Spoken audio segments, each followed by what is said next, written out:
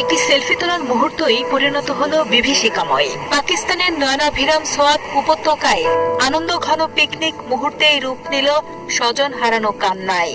27 June সকালে সোয়াত নদীর তীরে নাস্তা করছিল একটি পর্যটক পরিবার। এ সময় তাদের সন্তানেরা নদীর পানিতে নেমে ছবি তুলতে গেলে আকস্মিক পাহাড়ি ঢল সবকিছু ভাসিয়ে নিয়ে যায়।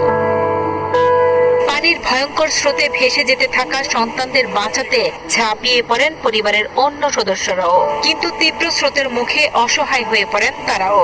স্থানীয়দের মতে সাহায্য চেয়ে তাদের আর্তনাদ প্রায় 2 ঘন্টা ধরে শোনা গেলেও স্রোতের তীব্রতার কারণে কেউ উদ্ধারে নামতে সাহস পায়নি। স্থানীয় প্রশাসন জানিয়েছে, পাঞ্জাব ও শিয়ালকোট থেকে আসা ওই পর্যটক পরিবারটিকে নিয়ে মোট 18 জন ঢলের কবলে পড়েন।